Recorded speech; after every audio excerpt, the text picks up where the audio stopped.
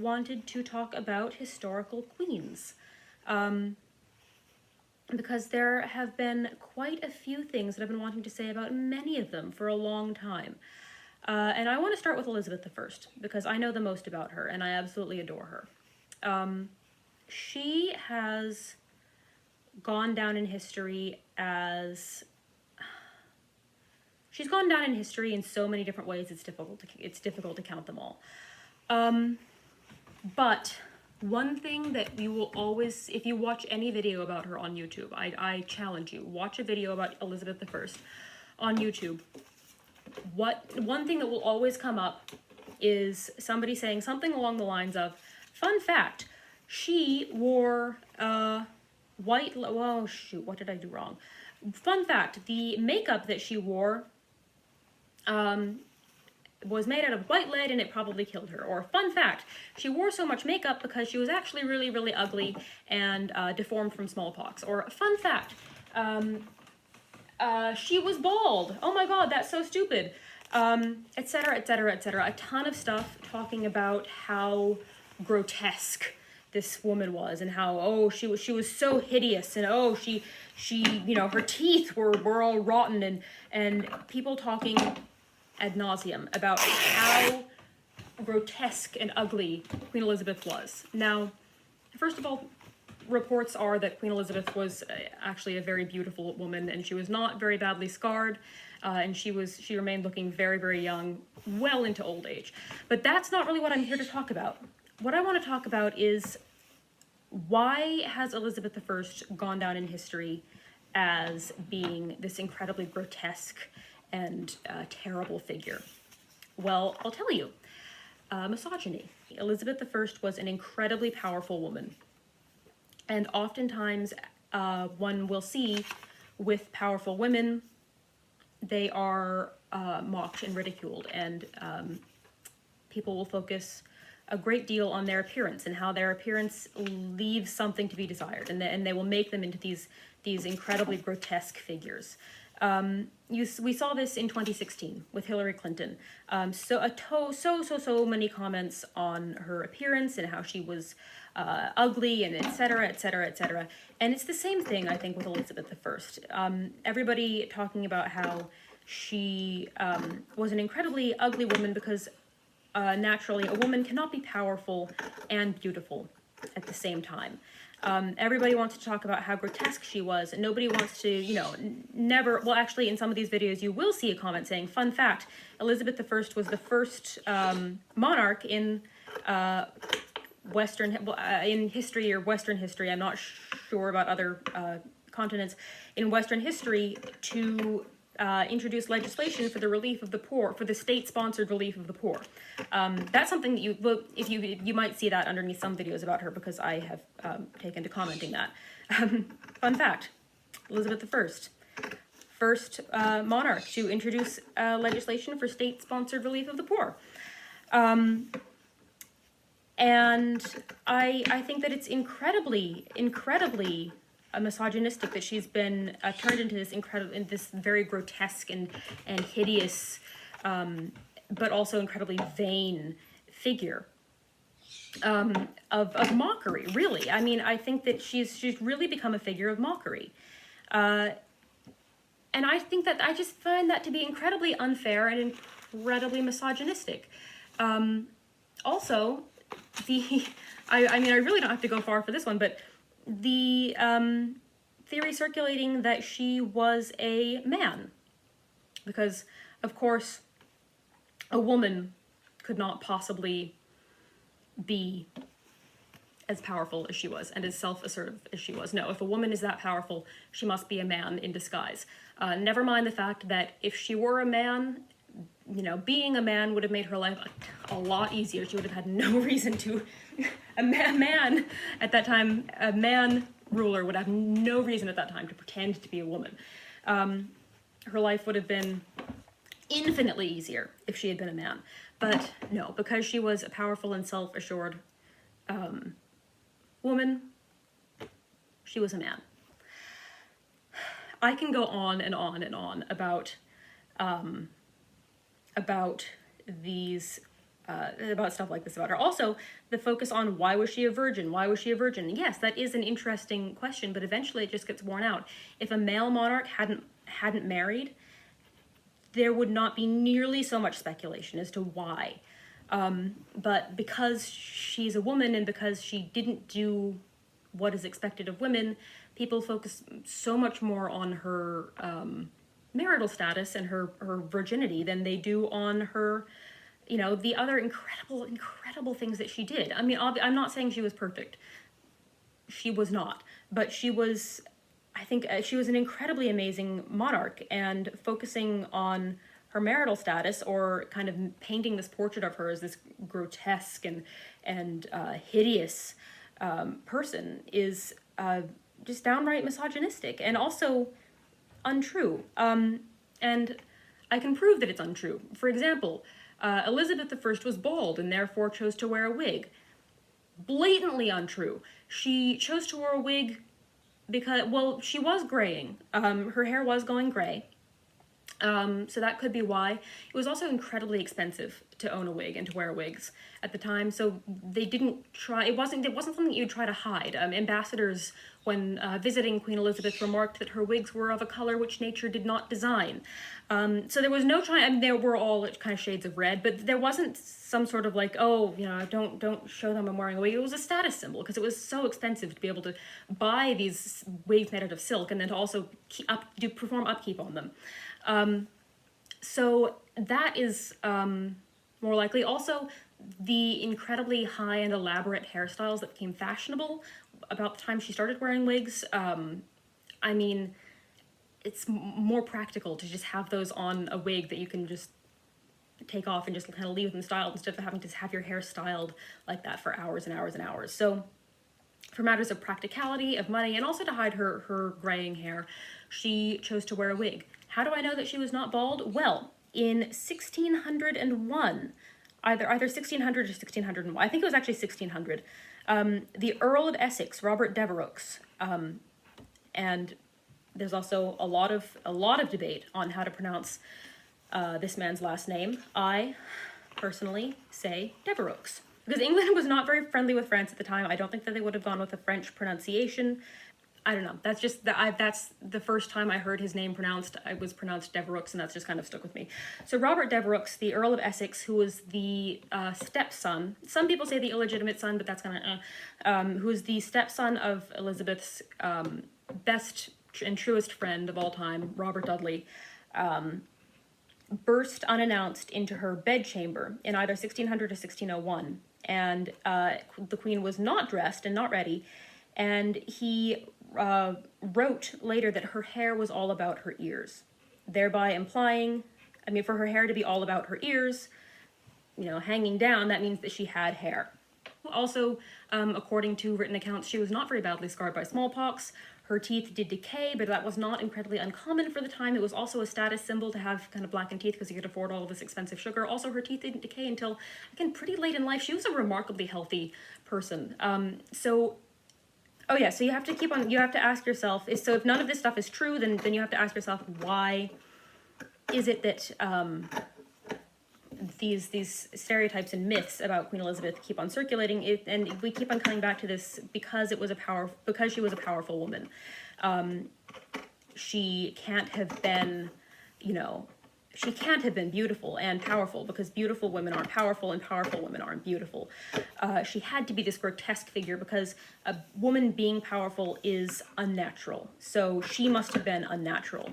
Either that or she must have been a man, because no woman could possibly actually be powerful in her own right. They have to be, it must just be a man pretending to be a woman. Catherine the Great is another great example. Look up any video of Catherine the Great, and I guarantee you, underneath, one of the comments will be, she died copulating with a horse. No. Either that or it'll be she died in the bathroom, which is also not true, but you'll definitely see she died copulating with a horse. How she actually died, she had a stroke when she was in the bathroom, and then she was brought into her bedroom by her servants and died there several days later. Catherine the Great has gone down in history as one of the most lascivious monarchs ever, other than perhaps Genghis Khan. And that's just not true. I mean, you see this in all kinds of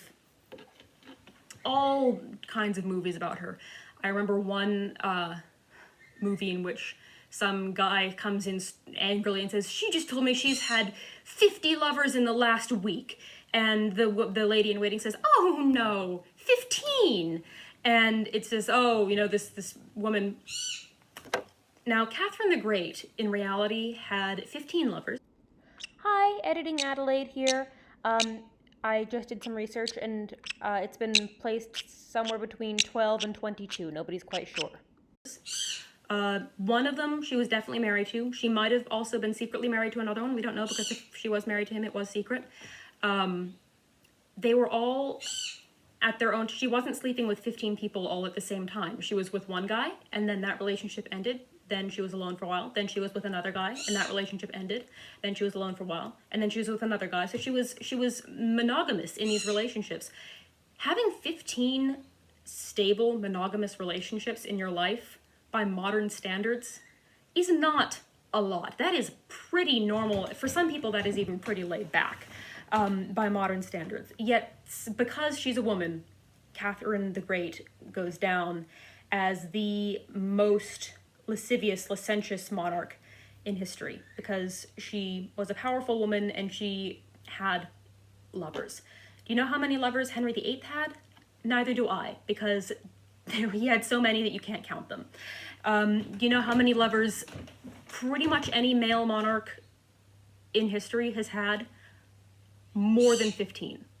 But Catherine the Great gets lampooned because she was a powerful woman and because she didn't really make a secret out of having lovers. And she was even lampooned in her own time. This is nothing new. There's a sketch from the late 18th century of Catherine the Great stepping from Russia over to France, I believe, and all of the crowned heads of Europe are looking up her skirt. So this mockery of Catherine the Great is nothing new. Mary Tudor, whom you might not know until I say her nickname, Bloody Mary, has gone down in history as being the bloodiest monarch ever. She killed hundreds of thousands of people for being Protestant. She was incredibly, she was a terrible woman. She was awful. She was also ugly, of course. She killed 350 people. Editing me here again. So the actual number is not known, but it's somewhere between 250 and 350. Admittedly, she burned them at the stake, which is a very violent and terrible way to die. But she only killed 350 people for heresy in her reign. When you compare that to somebody like Henry VIII, who is, I mean, some estimates say that most estimates say that he killed around. Editing me again, there's a lot of this in this video. I had to re-record this part, but the number is thought to be between 57,000 and 72,000 people. I mean, 350 people, terrible though it is a drop in the bucket. Yet she goes down in history as being the bloodiest. Again, because she is a woman. She is a powerful woman, and women are not supposed to do that kind of, bloody type of thing. And therefore, she is the worst. She is more unnatural. It is more unnatural for her to do that than it would have been for a man to do that. So she goes down in history as being the bloodiest. Editing me once again. I'm not trying to say that what Mary Tudor did was a good thing. I'm not trying to excuse that at all. Killing 350 people, between 250 and 350 people at all, let alone by burning them at the stake, is terrible. And that is definitely something that should reflect upon her. And I'm not saying that women should be allowed to do brutal things as well. I believe that nobody should be allowed to do brutal things, men or women. So I just wanted to clear that up in case there was any confusion. I'm not trying to justify anything that she did. Who else? There are so many. Mary Queen of Scots has gone down in history as being this romantic heroine who was cruelly and wrongfully imprisoned by her evil, tyrannical cousin, Queen Elizabeth, who was probably a man. Yeah, I'm still stuck on that. When Mary really did make her own bed, she made mistake after mistake after mistake. Now, part of that was the fact that she was not raised in Scotland. She did not know, she was raised in France. She was educated to be a queen consort. She did not have the tools to be as powerful, the tools that she needed to be as powerful as she needed to be in Scotland. But she also did not make a huge amount of effort to, she wasn't, I'm not going to go into exactly why she lost in the end, why she was excommunicated, why she was not excommunicated, why she was deposed and eventually had to flee away to England and was beheaded, because that is a lot of stuff to talk about. There have been many books written about that. She's portrayed as this romantic heroine who is cruelly imprisoned. She made pretty much every mistake that she could have. She went to Scotland. She did not cooperate with Queen Elizabeth. She antagonized Queen Elizabeth, who was her most powerful potential ally. And they were. Elizabeth I tried so hard to be allies with Mary. And I'm not saying that Elizabeth is blameless in this relationship, because she also was trying to play Mary. Like, if they're both trying to play each other, but Elizabeth was better at it.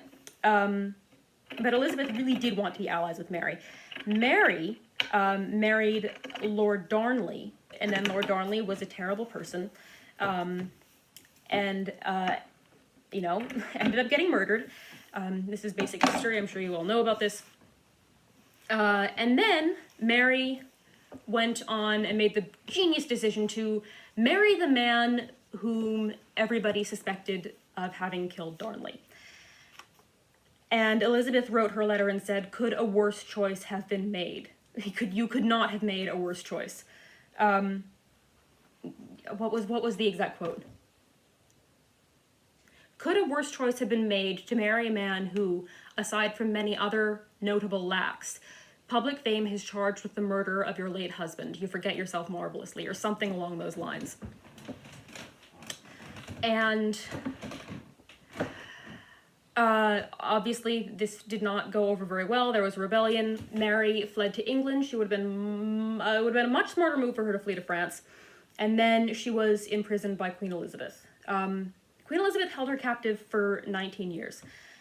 This, again, it sounds cruel, but it was... Queen Elizabeth didn't want to kill her cousin. Queen Elizabeth is on record as saying, on record, that makes it sound like she's in some sort of soap opera, but she's on record as saying, if we were both milkmaids with pails on our arms, even then, knowing that she sought my death, I could not consent to hers. Elizabeth did not want to kill Mary. It was out of a desire to not do her harm that Elizabeth kept Mary imprisoned for 19 years. It was only when Mary twisted Elizabeth's arm practically out of its socket and left her with no other choice that Elizabeth finally consented to killing Mary. Mary is not this romantic heroine who was just done in by tragic circumstance. She made her own fate, and she did not do a good job of it. And Elizabeth is not this terrible, evil ogre who wanted to keep her cousin imprisoned for no reason for all of these years. She did it because it was the only... She couldn't let Mary go. She couldn't let Mary go. That would be like signing her own death warrant. So that was the only thing she could do. One of the few queens who has escaped this historical smearing is Queen Victoria. And I have a theory as to why that is. And I'm not going to tell you that theory, so bye.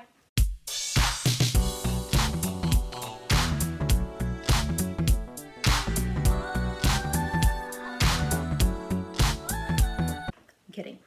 I think that is because of the way that Queen Victoria presented herself to the world. Queen Victoria did not present herself as this incredibly powerful person, and she wasn't powerful. I think that's another point. Queen Victoria was not a very powerful monarch. By the time Victoria was queen, the monarchy was not powerful. The monarchy was symbolic, so she wasn't wielding a lot of power.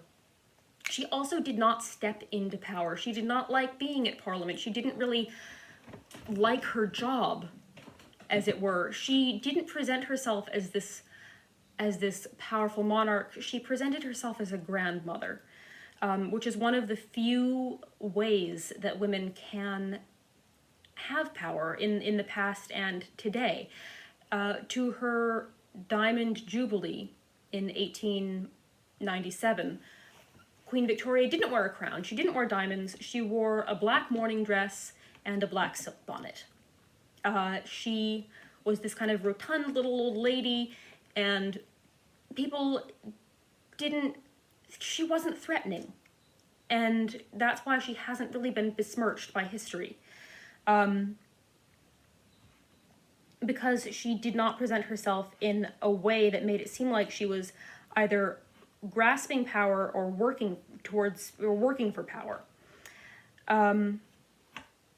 So I think that's why she has kind of escaped this smear campaign against powerful women of history.